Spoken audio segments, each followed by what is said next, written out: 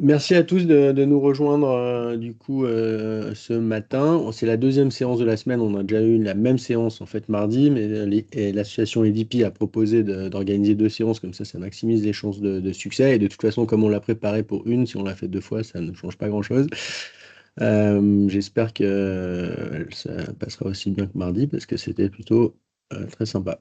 Et on a eu plein de questions, donc je vous encourage aussi à les noter au fur et à mesure de la présentation et à nous les poser plutôt à la fin. Mais si vous avez des questions, même sur le moment, n'hésitez pas, soit via le chat, soit en live. Donc l'idée de la séance, c'est une séance organisée par l'association EDP. Le principe d'EDP, c'est de promouvoir l'adoption d'une norme AFNOR d'échange de données structurées d'échange structuré de données de propriété industrielle. Le principe, c'est qu'aujourd'hui, il y a beaucoup de saisies, de contrôles, potentiellement d'erreurs liées à ces saisies et au transfert d'informations d'un cabinet à un autre ou d'un cabinet vers un titulaire de droit, jusqu'aux échanges avec les offices. Et donc, l'idée de cette norme, c'est de standardiser ces échanges de manière à automatiser en fait ces transactions plutôt que de les gérer par email dans des PDF comme jusqu'à présent. Donc on a eu un super exemple pour ceux qui ont participé de la part de Thierry Schmitt du cabinet Pkiri et de l'INPI, parce que l'INPI est impliqué sur cette norme depuis pas mal de temps. On a tous les mêmes problématiques de gestion de ces données et gestion des transactions, l'INPI est compris, et d'autant plus avec les volumes qu'ils gèrent qui sont évidemment bien plus importants que tous les nôtres individuellement. Et donc le principe de l'INPI, c'est aujourd'hui de déployer la norme au travers du dépôt de marque pour commencer, où ils ont proposé de pouvoir uploader un fichier XML à la norme qui permet de déposer une marque sans avoir à compléter le formulaire manuellement en ligne. Donc c'est ce qu'a présenté Thierry et l'INPI la dernière fois. N'hésitez pas à regarder, je crois qu'il y a un replay qui est disponible si vous voulez, mais finalement, la proposition de valeur de la norme et du sujet, c'est de dire, au lieu de passer 20 minutes à compléter le formulaire, ce qui est à peu près le temps qu'on estime pour compléter ce dépôt de marque en ligne, on met une minute, puisqu'on a extrait les données de sa base, on dépose le XML sur le site de l'INPI et le formulaire est complété sans avoir à faire de saisie manuelle. Donc ça, c'était la EDP, le café, le web café, le premier web café de l'année. Là, c'est le deuxième. Le principe, c'est de vous présenter ce que Welkin a développé. Donc, moi, je m'occupe de Welkin aujourd'hui. J'étais impliqué sur la norme depuis le début, donc c'est un peu pas un projet de vie, mais pas loin. On a commencé à travailler sur ces sujets en 2010. Et donc, l'idée de Welkin, c'est de faciliter l'adoption et de promouvoir aussi l'adoption, mais de manière plus commerciale, parce que si on le fait uniquement à titre associatif, on a peu de chances que ce soit adopté globalement. Et donc, l'idée de Welkin, c'est justement de faire ça.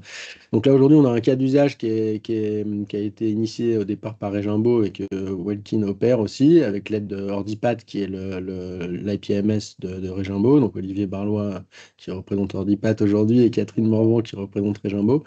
Et donc, on va essayer de vous présenter ce cas d'usage des factures de Regimbo, factures d'achat en provenance de tous leurs cabinets étrangers. C'est important parce qu'on ne parle pas de cabinet émise par le cabinet Regimbo, plutôt toutes les factures reçues par le cabinet. Donc je vais vous présenter ça et peut-être avant ça, je vais prendre la main sur la présentation. Je vais vous faire juste un petit rappel sur la norme pour ceux qui ne sont pas trop familiers avec le fonctionnement. Vous voyez mon écran? Oui. Ouais, merci Oui, Catherine.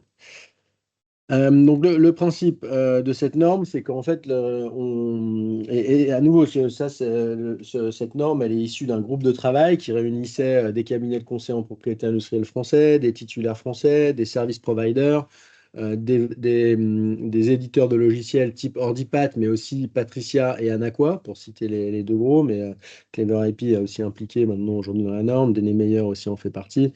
Donc il y a beaucoup de monde qui s'est associé à ce projet. Et donc, c'est pas du tout une solution propriétaire, c'est vraiment le sujet de l'AFNOR, la norme NF 50 X276. Et donc, ça, vous pouvez y accéder via l'AFNOR sans problème. Là, de manière synthétique, en fait, cette norme, elle est divisée en 5 objets. Et on considère que toutes les transactions de propriété industrielle peuvent être splittées, en fait, selon ces 5 objets que sont les third parties, les assets, les éléments de patrimoine intellectuel en français, les events pour les événements, les accounting records, toutes les pièces comptables, et des documents. Les documents qui sont un peu comme des pièces jointes finalement dans un email, mais qui peuvent aussi comprendre des métadonnées sur le titre du document, le code du document, le hash, des choses comme ça, ou voir un lien vers le document, si jamais on ne veut pas mettre le document lui-même dans le flux. Toutes ces données-là, elles sont finalement comprises dans un fichier XML qui peut être transmis d'une partie vers une autre en alternative à l'email ou en attachement d'un email, par exemple. Voilà, ça c'est le principe.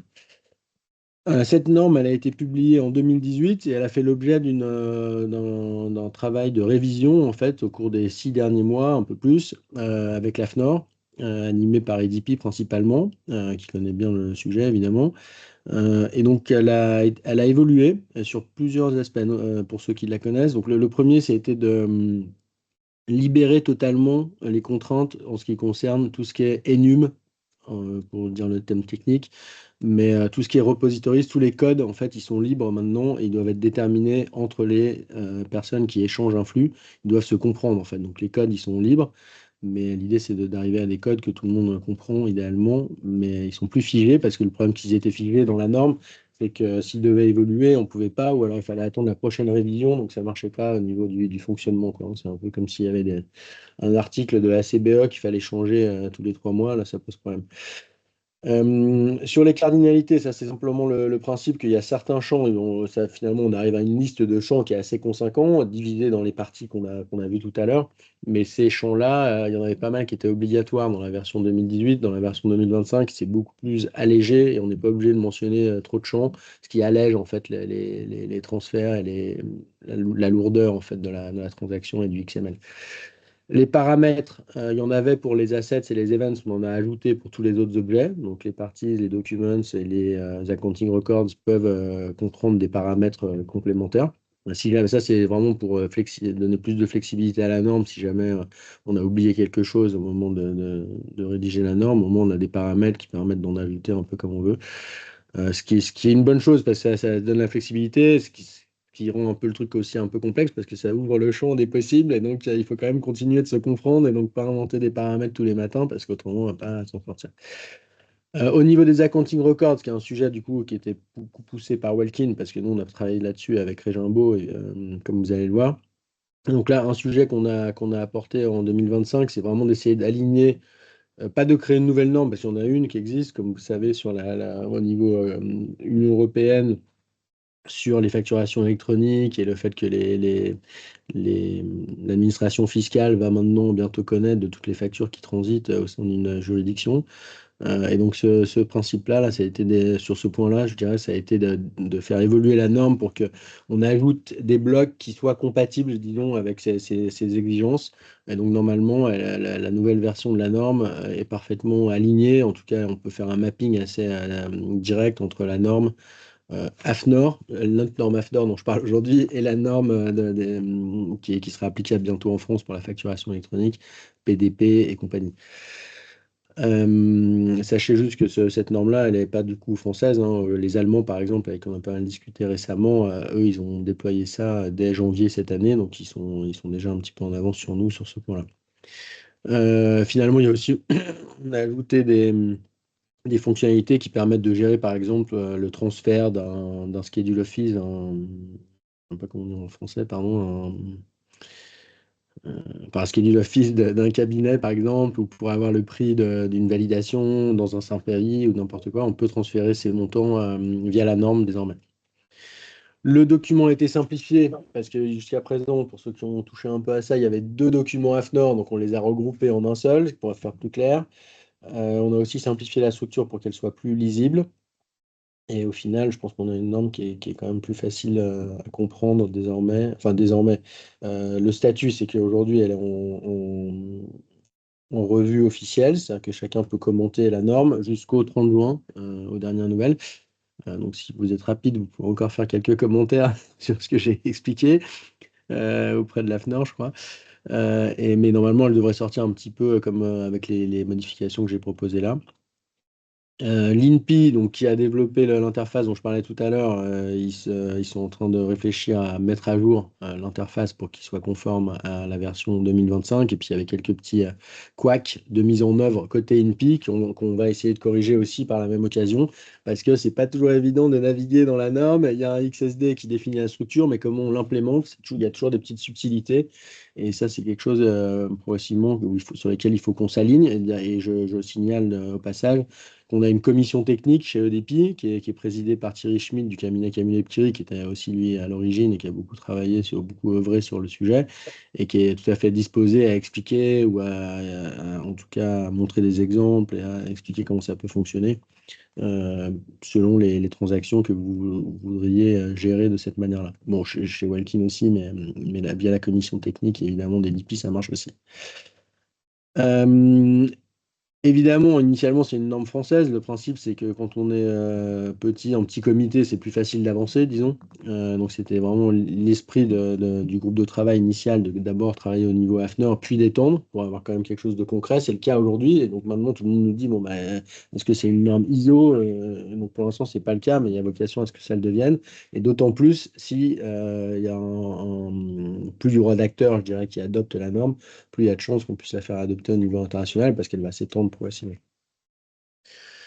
Voilà, ça c'est sur les évolutions 2025 de la norme. Et maintenant, je rentre sur le cas d'usage qu'on va vous présenter aujourd'hui, qui est vraiment la gestion des factures entrantes, factures d'achat du cabinet Régimbaud, et comment est-ce on fait évoluer en fait la pratique vers une solution qui est beaucoup plus automatisée. Et je montrerai aussi un petit peu les gains, même financiers, opérationnels et financiers pour le cabinet.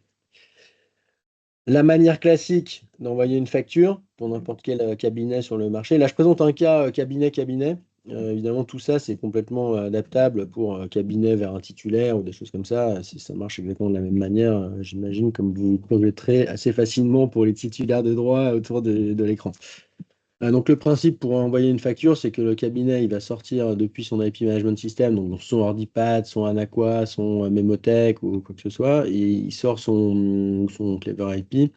Il va sortir sa facture. Et en fait, ces champs-là, en fait, tout ce qu'il a généré dans son PDF, il dispose des champs. En fait, ça, c'est uniquement des balises qui disent, bon, bah, sors-moi la date, sors-moi l'adresse du cabinet, sors-moi son adresse, l'adresse email, l'adresse physique. Les codes, ça c'est peut-être une référence d'émetteur, une référence de destinataire. Donc tout ça, c'est déjà dans la base. On a simplement généré un PDF avec ça. Et là, on le met dans un email. Et donc en fait, ce qui va se passer, c'est qu'à réception, on reçoit l'email et ce même PDF avec les mêmes données, bah, il faut maintenant l'intégrer dans le système de réception, la réception. Et donc comme on fait ça traditionnellement, bah, soit il y a des personnes qui s'en occupent, ce manuel de docketing, soit au bout d'un moment, on se dit, ah, j'en ai tellement que là, ça vaut plus le coup que je le fasse moi en interne dans des pays à fort coût de main-d'œuvre. Donc, on va externaliser en Serbie ou en Inde. Ou alors, je fais un peu mieux, enfin, un peu mieux ou pas, mais en tout cas, je l'automatise déjà avec des systèmes d'OCR ou de RPA pour automatiser toute la saisie de ces données. Aujourd'hui, évidemment, beaucoup de discussions sur tout ce qui est agents IA qui vont parcourir ces factures, qui vont me les classer comme il faut. En fait, ce que ça va faire, toutes ces solutions-là, c'est que ça va simplement sortir les champs tels qu'ils sont affichés là.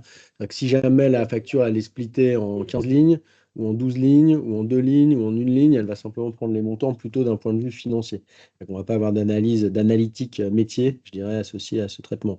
Donc ça, c'est vraiment quelque chose qui est important parce que nous, ce qu'on propose via IDP, c'est vraiment une gestion via la norme au-delà des aspects financiers, on peut commencer à gérer son portefeuille avec des tâches, des codes, des organisations de factures qui sont beaucoup plus puissantes en termes d'analyse, de maîtrise du budget, des choses comme ça. Bon, évidemment, on peut avoir des plugins. Et puis des e-billing portals, là, c'est vraiment il peut y avoir des titulaires qui peuvent être tentés d'imposer un e-billing système. Aujourd'hui, on voit même des cabinets nord-américains qui commencent à déployer ça aussi. Et vous verrez qu'en fait, nous, initialement, en mode Welkin, on est un petit peu dans ce format-là, mais nous, l'objectif, c'est clairement de passer en machine to machine assez rapidement. C'est plutôt une notion de gestion du changement qui nous pousse à proposer ce portail. Le principe là avec Welkin, via la norme, en exploitant cette norme-là, c'est de réceptionner toutes les factures du cabinet de manière centralisée via une même plateforme, une même infrastructure qui impose un format en fait de transmission de données. Est-ce que tout le monde peut couper son micro ou Catherine, je ne sais pas si tu peux les couper pour nous. Et donc le principe, c'est de centraliser toutes ces factures, évidemment, via la même interface, qui est déjà un gain en soi, mais au-delà de ça, de manière structurée, et puis progressivement ingérer ça dans les systèmes de Regimbo de manière automatique pour éviter les saisies manuelles aussi côté Regimbo, même dans un portail, quoi. Pour vous donner un peu une idée du budget pour le cabinet Regimbo, on parlait de 20 000 factures par an en provenance des agents étrangers. Le coût interne estimé simplement pour la saisie et le traitement de ces factures entrantes était de l'ordre de 30 euros par facture. Donc c'était un projet de l'ordre de 600 000 euros pour le cabinet. Le simple fait de centraliser, évidemment, pour Regimbo, ça a déjà été un gros gain. Centraliser via le portail, là, je parle. Je vais vous montrer à quoi ça ressemble. Et puis, évidemment, là, on va arriver à l'étape d'après. C'est ce qu'on voulait vous présenter aussi aujourd'hui. C'est plutôt au-delà du portail, comment on fait après pour intégrer ça même directement dans son système. Et ça, c'est quelque chose que vous présentera Olivier et Catherine dans la foulée. Mais simplement, le fait d'avoir toutes ces factures au même endroit, qui sont plus perdues au niveau des agents, des différents interlocuteurs du cabinet, des workflows, des statuts de traitement des factures qui sont clairs, uniformes, des fichiers qui sont renommés automatiquement. Quand il y a un souci, on a des manières de gérer ces soucis ou de renvoyer des factures beaucoup plus facilement. Ça, c'est des choses qui ont apporté déjà beaucoup de valeur au cabinet. Et aujourd'hui, 120 agents de Regimbo envoient toutes leurs factures via la plateforme au cabinet. Pour vous faire une idée de ce que j'avais fait là, parce qu'on me demande souvent en fait quel est l'impact, l'intérêt d'utiliser une plateforme comme ça, comme la nôtre, mais qui exploite la norme, avec à nouveau le principe, c'est vraiment cette norme qui est derrière. Mais pour un cabinet qui gère 20 000 factures, là ce que j'ai fait, c'est que je ne m'étais pas du tout basé sur ce que m'avait dit Régimbo. J'ai juste dit, bon bah finalement, combien de factures vous gérez, qui est impliqué sur ces factures-là, combien ils coûtent. Pour n'importe quel type de facture, si c'est une facture normale, si c'est une facture qui est clarifiée, qui doit être clarifiée, si c'est une facture, pardon, non, si une facture qui est clarifiée, si c'est une facture qui est challenge, qui doit être corrigée ou qui est quand même retournée parce qu'elle n'était pas destinée à Regimbo ou qu'il y a un problème, on peut estimer le temps qu'on passe sur chacune de ces types de factures et les personnes impliquées. Et donc, du coup, on peut déterminer le coût associé au traitement de chacun de ces types de factures. Et puis, globalement, on peut savoir aussi, soit on le sait, soit on l'estime, combien il y en a qui passent normalement, combien il y en a qui sont clarifiés, et en fonction de ça, finalement, estimer les volumes dans chaque catégorie, déterminer un coût. Mais au final, pour le cabinet Regimbo, finalement, j'étais pas loin de la réalité parce qu'aujourd'hui, c'était deux à traiter ces factures entrantes. Donc, disons qu'on est à deux équivalents temps plein, avec un coût annuel qui est quand même pas négligeable de traitement, réparti sur plusieurs personnes, parce que c'est pas toujours les mêmes personnes qui interviennent, mais grosso modo, ça fait ça. Et en gros, en déployant Welkin, il n'y a plus de saisie manuelle et toutes ces étapes, on peut probablement réduire au moins un équivalent temps plein, je dirais, pour gérer le même processus. Ça, c'est juste pour vous expliquer un petit peu quand même la valeur ajoutée de ce qu'on propose. C'est pas uniquement théorique, quoi, passer d'un système un peu archaïque par email, parce qu'en fait, on est juste passé en passant à l'email, enfin, en passant tous, on a tous fait nos projets dans les années 2005-2015, disons, on est tous passés en paperless, mais finalement, on a reproduit exactement ce qu'on faisait en papier de manière électronique, quoi. Donc, c'est vraiment pour sortir de ça et le gain que ça représente et vraiment pouvoir profiter des systèmes, quoi. Au final, ce qu'on propose, c'est que comment ça marche concrètement, comment on arrive à ces gains-là, c'est qu'on propose un portail qui permet de saisir les données manuellement dans le système. Je vais vous le montrer très brièvement. Mais en gros, on reprend les données dans son système et c'est celui qui émet la facture qui va saisir les données. Donc ça veut dire qu'on reporte la charge, évidemment, qui était de saisie chez Regimbo vers l'émetteur. Mais sauf que lui, très vite, il peut se rendre compte, ce qui n'était pas le cas quand c'est déconnecté, que ce qui saisit là, en fait, ce sont des données qu'il a dans son système. Donc, naturellement, en fait, les gens qui commencent à exploiter ça reviennent vers nous et nous disent, bah, ces données-là, je les ai dans mon système, parce qu'on sait très bien, mais il faut qu'ils le réalisent eux-mêmes pour s'en rendre compte. Et là, ils me disent, bon, bah, on ne peut pas automatiser la transmission de ces données-là. Et donc là, la réponse est évidemment oui. Nous, on ne veut pas que vous utilisiez notre portail. On veut, dès que vous êtes prêt, que vous passiez à des transactions machine to machine. Et donc, on va vous expliquer comment on peut passer au format, vous envoyez un XML, vous déposez sur la plateforme, ça complète ces champs automatiquement, un peu comme le propose INPI sur le dépôt de marque, pour ceux qui ont déjà pratiqué ça, ou carrément via des API, machine to machine, où il n'y a plus de connexion au portail, il n'y a plus besoin de se connecter au portail du tout, ce qui est la cible finale. Sachant que il y a quand même une petite logique au-delà de la technique, c'est que tout le monde n'est pas forcément prêt au même moment à déployer ce genre de projet. Et donc, du coup, la plateforme, elle permet à Régimbo aujourd'hui de déployer ça auprès de tous ses agents sans que eux n'aient les capacités à déployer le machine-to-machine immédiatement. Et ça permet à tout le monde de se familiariser avec l'approche, de comprendre les champs, comment ils marchent, et progressivement d'étendre. On verra que là, c'est un cas d'usage de la norme où on a sélectionné des champs de la norme qui correspondent à une facture. On pourrait imaginer la transmission d'une lettre officielle, une instruction de dépôt, une confirmation d'extension à l'étranger, des choses comme ça. Je vous donnerai un exemple après pour vous rendre compte. À réception, même chose. Eh ben, au lieu on peut utiliser la plateforme évidemment pour gérer à la fois le flux entrant, mais les données, on peut les extraire facilement de manière un peu cohérente et uniforme. Mais assez vite, on peut sortir du XML, intégrer du XML dans son système et à terme, très rapidement, si possible, intégrer tout le fichier directement dans son système, ce que montrera Catherine et Olivier. Je vous montre à quoi ça ressemble le portail. Le principe là qu'on a proposé chez Waltin, c'est vraiment d'essayer de minimiser l'impact du changement. Et en fait, ce qu'on fait, c'est moi, la présentation que je fais basique, c'est vraiment qu'on remplace l'email en fait. C'est au lieu d'envoyer des emails, on envoie des transactions à la norme. Donc en fait, on a une outbox et une inbox. Et celles qu'on envoie, elles sont dans l'outbox, celles qu'on reçoit, elles sont dans l'inbox. C'est comme un email, donc c'est vraiment pas très compliqué. Tout le monde comprend ça. L'idée, c'est que ça ressemble à ça. Quand on crée un nouvel email mode Waltin, en fait, on crée une nouvelle transaction. Et donc, du coup, on va avoir un formulaire, le formulaire que vous venez de voir, mais que je vais pouvoir compléter en ligne. Donc, ça, je suis un agent américain de Régimbo. Je vais pouvoir aller chercher ma facture, la renseigner dans mon outil, enfin la dropper dans le système, et après mentionner mes infos. Donc là, pour le coup, c'est ça que je fais manuellement. Gardez en tête quand même que cette étape-là, vous allez voir, elles ne me font pas trop longtemps déjà, mais en plus, les factures qui sont là, c'est la mienne d'une certaine manière. Donc c'est toujours la mienne que j'upload. Alors que Régimbo, côté Régimbo, ils en reçoivent 20 000 qui viennent de 500 agents dans le monde, et les 500 agents, ils ont chacun leur format que Régimbo doit maîtriser, et comme vous connaissez, ils ne ressemblent pas toujours. Et les découpages, surtout de factures, sont vraiment pas souvent les mêmes, quoi. Donc, si je continue, je renseigne ça. Et donc, au-delà de ça, assez vite, l'idée, c'est de dire, bah, attendez, les données que je remplis là, je vous ai déjà données, enfin, je les connais parce que j'ai pu gérer ce truc-là, donc est-ce que je peux pas vous les envoyer directement? Donc, évidemment, la réponse est oui. Donc là, je renseigne juste les fees comme elles sont mentionnées. 150. Je vais me tromper volontairement, je mentionne pas les courriers fees. Là, si je veux l'envoyer là comme ça, il y a des petits checks quand même qui sont faits. Je vais essayer de l'envoyer. Là, ça marche pas parce que le montant de ma facture, il correspond pas au total calculé à partir des lignes. Donc ça, j'ai un petit check là-dessus. Je suis à 2135 parce que j'ai pas mis les courriers fees exprès pour vous montrer. Mais on a des petits contrôles comme ça qui permettent déjà quand même de mieux se rendre compte, d'éviter les petites erreurs à la transmission. Cette facture-là, je viens de l'envoyer. Moi, elle est in progress, un peu comme un sent items dans mon Outlook. Et donc, elle est in progress. Elle est in progress parce que de l'autre côté, là maintenant, je me connecte. Je suis Régimbo. Je me connecte en tant que Régimbo dans mon inbox. J'arrive sur les news. Je fais un petit refresh là parce qu'elle va arriver. Voilà. Et donc, celle que je viens de renseigner, elle apparaît là. Je peux la regarder. Donc, je peux dire, ah bah, c'est quoi qui est rentré? Donc, c'est les données, hein, finalement, c'est la même transaction, hein, c'est les mêmes infos.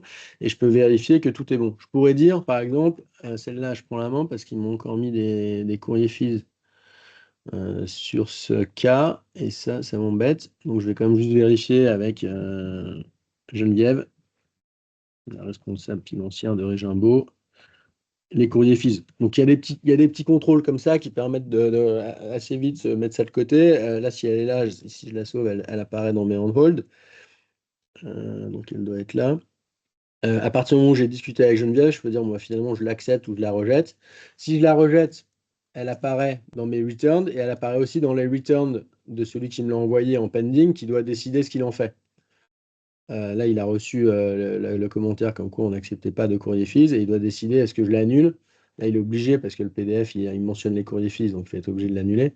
Mais si c'est une erreur corrigeable, pas complètement incohérente avec le PDF, il pourrait la resoumettre en corrigeant ce qui doit l'être. Si jamais, par exemple, puis ça fait 15 fois, on leur explique que la référence de notre dossier, elle est différente de celle qu'ils envoient à chaque fois, au bout d'un moment, on peut dire, bon, bah, on la refuse parce que là, maintenant, c'est 3 fois je sais pas combien de fois qu'on vous dit.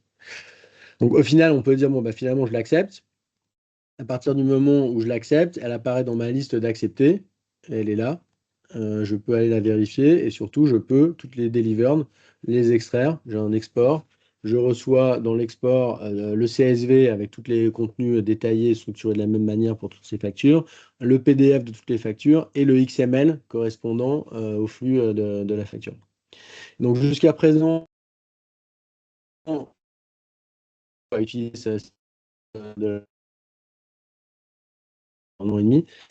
Ça marche très bien, c'est déjà content déjà avec ça parce que ça m'a fait quand même gagner beaucoup, beaucoup de temps. Le principe, c'est que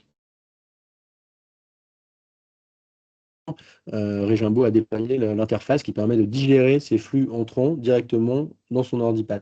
Et donc l'idée, c'est simplement, pour vous expliquer maintenant comment ça marche, ce principe-là, c'est qu'on a des API, évidemment ça c'est plutôt Welkin qui a développé ça, mais le principe de l'API, il est hyper simple, et contrairement à l'OOB où on a des endpoints, pour ceux qui connaissent, pour tous les points en fait, qu'on peut adresser ou qu'on peut attaquer dans le données de l'OOB, l'idée de Welkin, là, c'est d'avoir juste un XML qui circule via cette API. Donc c'est assez simple comme API. On voit les endpoints à droite. Là, on peut récupérer un XML, envoyer un XML, voir un peu son inbox, son inbox. Le tracker, c'est le statut de la transaction via le système. Et donc, on peut poster une XML, évidemment, aussi. L'idée, c'est que la complexité, elle n'est pas dans l'API, elle est dans le XML lui-même. Mais en tout cas, une fois qu'on a mis ça en place, ça veut dire que n'importe qui, de part et d'autre de la transaction, l'émetteur ou le récepteur, il peut utiliser la plateforme ou dropper du XML ou envoyer du XML via l'API. Et à réception, évidemment, le gain, il est surtout pour Regimbo, là, puisqu'ils reçoivent toutes leurs factures entrantes. Maintenant, dans le format que j'ai montré, directement dans Ordipad, sachant que les agents continuent d'envoyer aujourd'hui via la plateforme. Voilà, donc au final, un post XML, on copie un XML pour ceux qui ont vu un petit peu la norme, on prend un XML qu'on a préparé qui correspond à la norme, qui idéalement à un moment serait généré par les systèmes des émetteurs, une fois qu'on leur a expliqué. Et du coup, Regimbo récupère ces XML et les intègre dans son outil. Donc je laisse Olivier expliquer comment ça fonctionne dans Ordipat. Bonjour à tous. Donc, côté Ordipat, le logiciel de gestion donc, de Regimbo s'appelle Alicia. Donc, Alicia a des automates programmables à façon qui peuvent lire régulièrement à travers les API développées dans Welkin, donc toutes les factures qui sont à destination du cabinet Regimbo. Ces factures vont être chargées automatiquement, elles vont être vérifiées et attribuées à un dossier, donc au dossier approprié. Et on va pouvoir éventuellement envoyer un statut s'il y a quelque chose de correct ou de pas correct. Comme toutes ces factures sont dans Alicia, elles vont aller automatiquement à travers d'autres interfaces dans le logiciel de comptabilité du cabinet Regimbo. Et donc côté Alicia, on va pouvoir voir à quoi ressemble une facture qui a été importée automatiquement. Et la facture que Yannick vous a montrée tout à l'heure, on devrait la voir dans Alicia et Catherine va vous montrer à quoi ça ressemble. Tout à fait, je vais vous partager mon écran. Et donc, nous, on reçoit donc tous les jours les factures qui viennent d'arriver de la veille. Et par exemple, j'ai donc réceptionné aujourd'hui les factures du tiers de test Ventoux. Donc, il y en a déjà 3 qui sont vertes, donc ça veut dire qu'elles sont acceptées par Alicia, et je n'ai plus qu'à les valider. Et puis 2 qu'il va falloir vérifier de mon côté. Donc, si je prends un exemple qui est détecté comme étant cohérent, voilà, j'ai ma facture en date de certaines dates pour le tiers Ventoux, le numéro de facture, les montants totaux qui apparaissent là. Et en bas, vous avez l'affectation de ce débours à un dossier. Et même, on va plus loin que ça, puisqu'on va jusqu'à l'étape.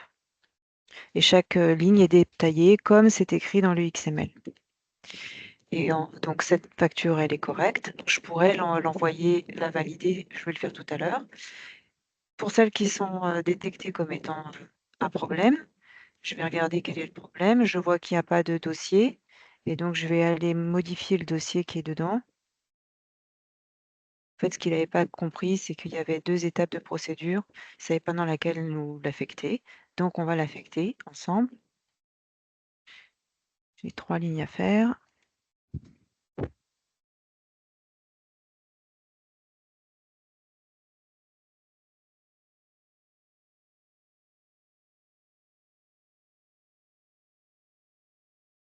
Et pardon. Voilà. Et la 3e, je vais affecter également. Voilà. Donc là, la facture, je vais revérifier que tout est correct en vérifiant les règles de cohérence que nous avons définies en interne. C'est des règles sur il faut qu'il y ait un bon dossier, il faut que ça soit la bonne devise, par exemple, qu'on attend. Et donc, voilà. Donc, il est devenu vert. Et le 2e, considérons qu'il est incorrect. Et celui-là, je vais le refuser. Donc, je refuse ce dossier-là, ce débours-là. Et il bascule dans mon historique en refusé. Voilà. Et je vais pouvoir envoyer un statut directement sur Welkin pour expliquer que ça a été refusé. Et les autres, qui sont correctes, je vais pouvoir toutes les valider. Plouf. Voilà. Et si je vais sur le dossier que j'ai ouvert là juste avant, donc ça c'était avant la mise à jour, si je relance mon dossier, si tout se passe bien, je retrouve mes différentes factures avec tout le détail. C'est pour ça que vous avez plusieurs lignes par débours. Voilà, donc maintenant je vais pouvoir intégrer tout ça dans mes factures à mes clients. Donc ça va très très vite. Fin de ma démo.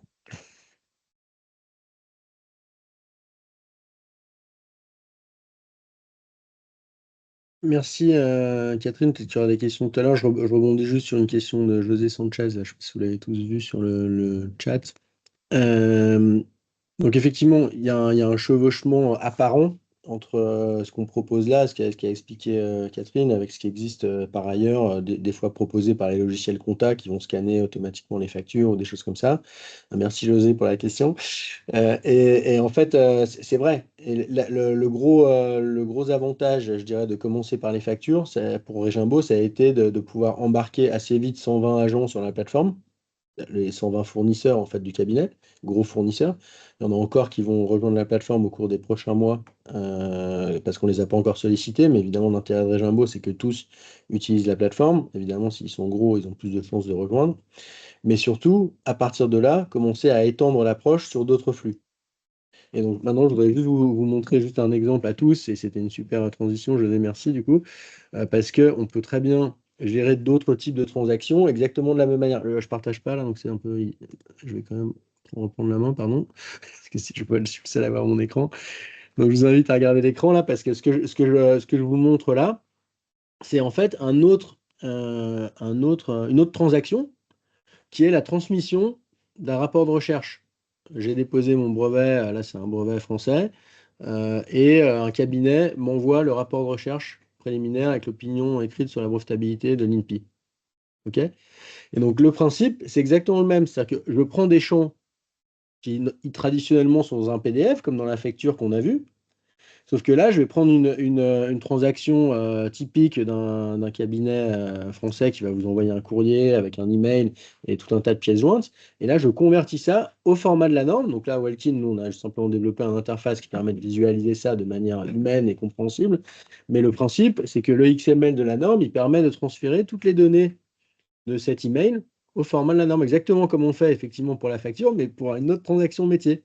Donc, si je prends cet exemple, on peut avoir par exemple des objections sur le rapport de recherche qui disent bon, bah, il y a un problème d'unité d'invention, c'est plutôt un truc juridique à gérer avec l'attorney en charge. Des objections techniques qui peuvent être potentiellement transmises vers l'inventeur ou les inventeurs ou les responsables techniques de ce dossier. des détails sur le brevet en question, nécessaire ou pas à déterminer. En fait, la norme le permet, mais on pourrait dire, moi, à partir du moment où j'ai ma référence de dossier, je n'ai pas besoin que tu me redonnes les détails sur le titre.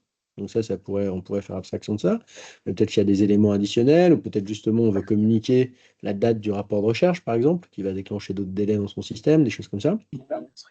Faire envie. Euh,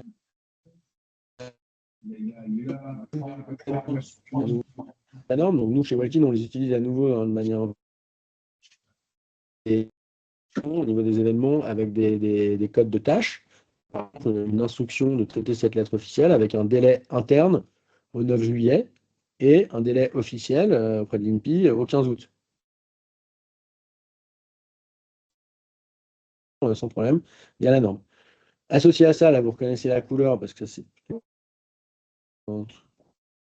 40. On va ajouter des éléments relatifs à ces factures. Bon, là, c'était pour illustrer le principe.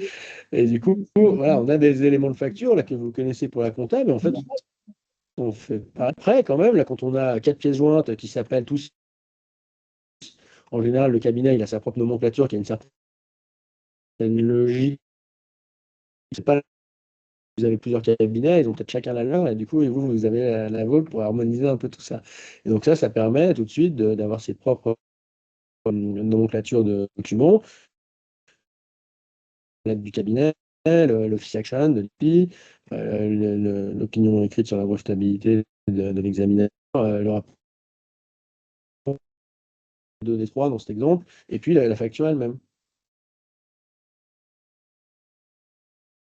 C'est là où ça devient puissant, effectivement, José, c'est quand nous on commence là par ce cas d'usage, à nouveau le gros avantage, et c'est presque notre recommandation pour Walkin, c'est que la facture permet d'embarquer ces gros agents, ces gros partenaires, pour un cabinet en tout cas, mais évidemment pour les titulaires, c'est cabinets habituels, quoi, les premiers rangs, et avec lesquels on va commencer à travailler sur la facture que tout le monde connaît, tout le monde maîtrise, et ça choque personne. Et du coup, ça me fait presque plaisir que vous fassiez tout de suite le lien, parce que c'est le but, c'est ça. Mais après, par contre, on peut tout à fait imaginer des choses. Pardon, je ne sais pas où donner ma tête.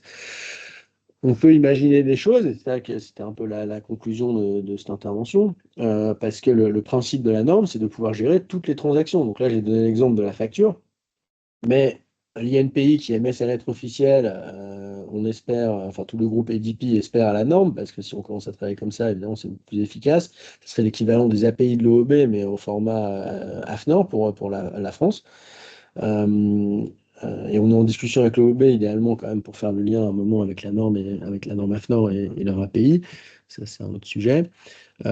Mais disons que chaque transaction pourrait être transmise au format que je viens de montrer là. C'est-à-dire que tous les emails peuvent être convertis dans des systèmes machine-to-machine, où en fait ce sont les IPMS, nos IPMS qui gèrent ces transactions, et ça évite toutes les saisies manuelles. La lettre officielle est transmise au format de la norme, XML qu'on récupère soit via API, soit sur le site. Là, à ce moment-là, on peut l'intégrer dans son système. Le cabinet français, il peut dire, ah bah, c'est pour un client australien, donc il vérifie avec son client australien, est-ce que je peux la traiter pour pas la traiter alors que le client ne veut pas s'en occuper ou en tout cas ne voudra pas payer la facture. Là, il dit, bon, bah, c'est bon, tu peux y aller. Il peut lui dire aussi via Welkin, via la norme. Là, au niveau des Office Action, là, pour le coup, le cabinet, excusez-moi, j'ai le truc de Teams qui apparaît. Le cabinet français a fait sa proposition au cabinet australien, qui le renvoie au IP Owner, qui lui aussi peut avoir un Welkin. Au bout d'un moment, tout le monde parle Welkin, slash ADP. Pourquoi je dis Welkin? C'est parce qu'il y a les codes, pour le coup, qui progressivement doivent être définis, comme j'ai mentionné au début. Et donc, les codes, c'est un gros élément de la langue, en fait. Il y a l'aspect norme, qui est la structure du flux, mais il y a les codes qui sont aussi la langue, et c'est pour ça que je confonds un petit peu les deux, mais c'est ça que je veux dire. Au final, l'Australien, il répond au cabinet français qui peut retourner vers l'INPI, et idéalement dans un format aussi compatible à la norme, et que l'INPI peut traiter. Et là, il n'y a pas eu un seul email d'émis. Évidemment, on peut faire sauter le lien. Par exemple, si le IP owner, c'est un petit qui n'a pas la norme, et on peut revenir à l'email, c'est complètement compatible. Et j'ajoute un dernier point, c'est que à partir du moment où on va gérer des formulaires un peu plus complexes, comme celui que j'ai proposé ici, par exemple, pour une transmission classique où là j'ai vraiment tout mis, on pourrait dire, bon, bah, finalement, les éléments importants qu'il me faut, c'est plutôt uniquement les éléments de la deadline ou des assets, avec peut-être les milestones ou les dates importantes du dossier, et tout le reste, tu continues de me le mettre en pièce jointe et ça va très bien. Donc, on commence par des trucs light et potentiellement qui peuvent aussi être générés ou gérés, en tout cas, via la plateforme web. Alors que si on commence à rentrer sur des trucs très détaillés comme là, pour le remplir manuellement, ce formulaire, ça devient quand même plus compliqué. Voilà, donc c'était l'exemple, et quand même juste pour avoir en tête, avec Regimbo, ces aspects-là des flux un peu plus originaux, je dirais, que la facture, c'est des choses qui sont prévues d'être déployées au cours des prochains mois, parce qu'on a déjà d'autres partenaires aussi du cabinet qui sont intéressés par automatiser ces process. Tout le monde y a intérêt, en fait, au final. Voilà. Non, juste une chose, pardon, que je voulais vous montrer, si vous me permettez encore, parce qu'il ne reste plus beaucoup de temps et je voudrais quand même juste vous poser des questions. C'est en fait, au final, la norme, ce qu'elle décrit, là, ça devient un peu barbare pour les non-spécialistes à IT. Bon, après, moi, je ne l'étais pas, hein, maintenant, je suis un peu plus à force de creuser le sujet, mais au final, la norme AFNOR, qu'est-ce qu'elle décrit? Elle décrit un format de document XML. Et comment on décrit un format de XML? On impose un format de XML, c'est-à-dire un schéma qu'on appelle XSD. Et donc, finalement, la norme, c'est un XSD qui permet de dire, OK, quand vous envoyez des données de quelqu'un à quelqu'un d'autre, il faut qu'elles soient compatibles avec ce fichier. Et ce fichier, il décrit finalement, quand on donne je prends un exemple tout bête, mais par exemple une partise, quand on décrit une partise, il y a un champ adresse, et ce champ adresse, il est défini en T address book, et ce champ T address book, il doit ressembler avec une adresse line 1, adresse line 2, adresse line 3, c'est finalement pas très compliqué.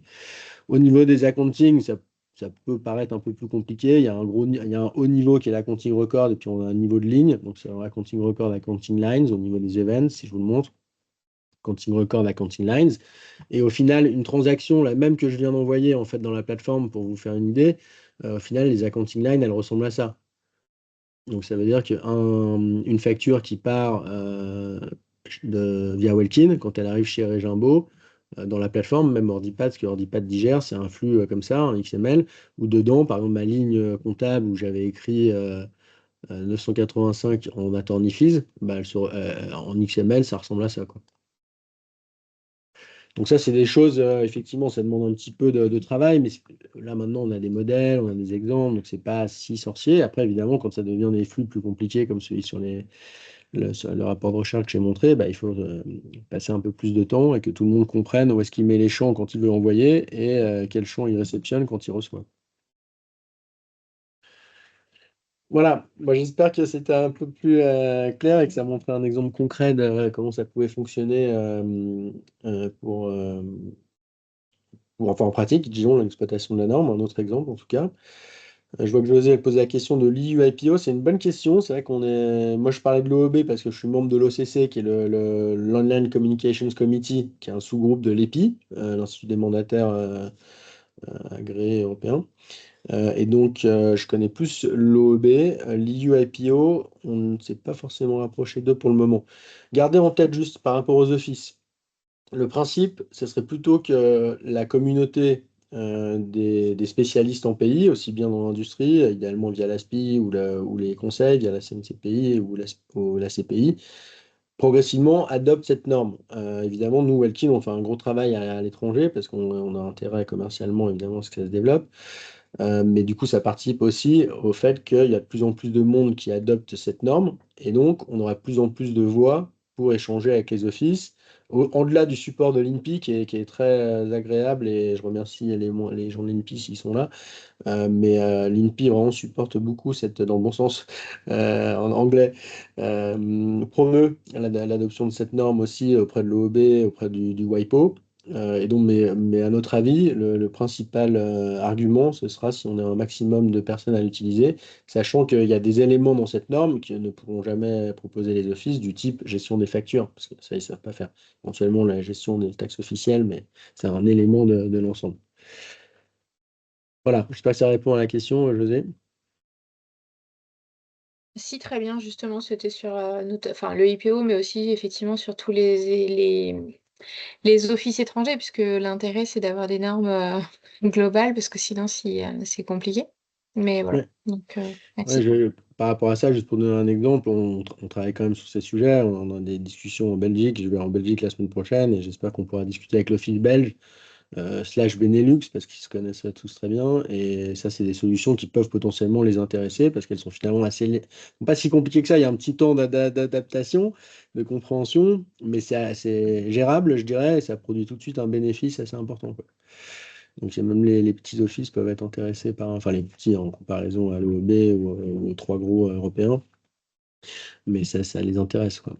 Et après, par rapport aux factures électroniques, la facture électronique, effectivement, on vient en complément de cette facture électronique. Je dirais que sur la facture électronique, nous, on pense qu'on peut être assez facilement compatible. Donc, on ne veut pas reproduire une même norme, mais surtout, on est complémentaire dans le sens où là, on parle des factures d'achat de tous les agents étrangers. Si ces factures d'achat, elles arrivent déjà splittées dans le format qui est attendu en émission de votre part, en tant qu'émetteur de facture, vous devrez respecter la norme. Beaucoup pas la norme AFNOR, la norme officielle. Si ces factures d'entrée, elles sont déjà splittées, par exemple, en taxes officielles et en service fees, ce qui n'est peut-être pas forcément toujours le cas, suivant les agents et les juridictions, là, déjà, la norme, elle permet de détacher les factures dans le format qui est attendu. Si jamais vous voulez des discounts qui apparaissent de manière spécifique, ça permet de le faire. Donc, c'est vraiment quelque chose qui va venir complémenter, je dirais, l'approche officielle. On a des discussions pour aller un peu au-delà de ça, mais pour l'instant, c'est plutôt complémentaire. On a une question de Sophie. Donc, est-ce que les agents déposent les factures en format PDF ou dans un format électronique? Donc, pour le moment, la seule facture qui fait foi, c'est le PDF. Donc, bonjour Sophie. Donc effectivement, la seule facture qui fait foi, c'est le PDF. Et comme vous avez vu, je suis allé chercher un PDF. Là, c'est un PDF un peu factice, mais qui ressemble quand même à une facture d'agent étranger. Les agents uploadent leur PDF dans la facture en complément. C'est un peu comme la pièce jointe d'un email, hein. Je considère que tous les documents qu'on affiche là dans le portail, c'est vraiment ce qu'on aurait aujourd'hui en pièce jointe d'un email. Le En fait, seul truc, c'est que oui, ok. Je pose la question par rapport du coup au fait qu'à partir de septembre 2026, on ne pourra plus recevoir que des factures en format électronique. Du coup, ouais, je de trouvais que la c'était part déjà. ouais, Sophie, ça c'est de la part Oui. de vos interlocuteurs en France ou éventuellement en Europe qui auraient déjà déployé la même approche. Mais un Japonais, il va pas vous Mm. envoyer au format européen. Mm. Donc c'est là où je dis, pour pouvoir émettre vous vos factures au format légal bientôt, le plus vous avez d'infos structurées qui vous permettent de faire ça facilement, le mieux. Parce que sinon, vous allez devoir déployer même des nouveaux process manuels pour gérer ça, quoi. Merci. Et pour l'administration quand même, enfin si je me trompe, mais je crois que pour justement tous les agents étrangers et les choses comme ça, je pense que ce sera toujours le PDF qui fera foi à mon avis, mais à confirmer, je suis pas 100% sûr, je dirais que oui. Mais à nouveau, c'est pas incompatible. Donc, pour moi, Sophie, c'est vraiment, il y a le PDF et on reprend les données du PDF. Donc, si c'est la donnée électronique qui vous aide, bah, vous prenez les données électroniques, ou qui vous suffit, vous prenez les données électroniques, et le PDF, il vient en complément, en bonus à ce moment-là. Et peut-être aussi, à garder en tête, on pourrait aussi avoir, en provenance d'un agent étranger, un Allemand, par exemple, il vous enverrait la même facture, là, comme on a montré, avec son PDF de sa facture traditionnelle, un peu human readable, quoi, lisible pour l'homme. Les données structurées comme vous le voulez, parce qu'il y a les données métiers. Vous avez vu, il y a des codes, potentiellement un split. On peut par exemple ajouter le taux horaire d'un intervenant, le nombre d'heures qu'il a passé, le coût unitaire du taux horaire, ce que ne demandent pas les autorités pour tout ce qui est facturation électronique demain. Donc on va avoir des données complémentaires qui sont utiles à la gestion de son portefeuille et de son budget. Et en complément, on pourrait, au-delà du PDF, ajouter un XML format, je ne sais plus comment ça s'appelle en France, là, PayPal, je ne sais pas lequel, à destination des PDP, et qui pourrait venir en pièce jointe de cette transaction, hein, pas dans Welkin, enfin, la norme le permet, quoi. Welkin le permettra, mais parce que la norme le permet. Ok, merci. Est-ce qu'il y a d'autres questions?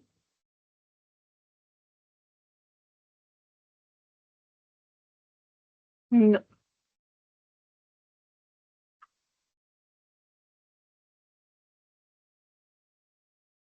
Pas d'autres questions? Bon. Non, Eh ben, moi, je peux- juste une remarque. Moi, je vous félicite pour la mise en place de couleurs, parce que moi, je suis très sensible à ce genre de choses pour distinguer les sections, et on en a très peu tout est très plat dans les logiciels à l'heure actuelle. Donc moi, je trouve que c'est hyper aidant pour visualiser. C'est gentil, merci. On a pas mal de petits trucs comme ça pour le coup. C'est aussi l'objet du portail, de faciliter la compréhension, de mieux comprendre les sections, les codes. En fait, je ne l'ai pas montré, mais aussi on l'a vu un petit peu sur le code où je suis allé choisir là, une Office Action 3500. Dans la norme, ce sont des enums, et donc on peut après définir des codes acceptables pour les différents champs. Soit quand on a un drop-down avec les champs qui s'affichent, c'est plus simple que d'imaginer ça dans le XML, et notamment auprès de toutes les populations habituées aux IPMS pour bien comprendre de quoi il s'agit, quoi.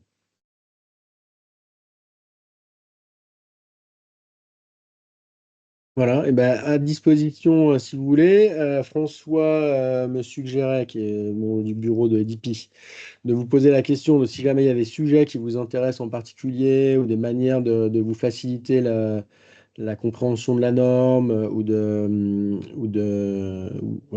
des cas d'usage que vous auriez en tête à creuser. N'hésitez pas à nous solliciter.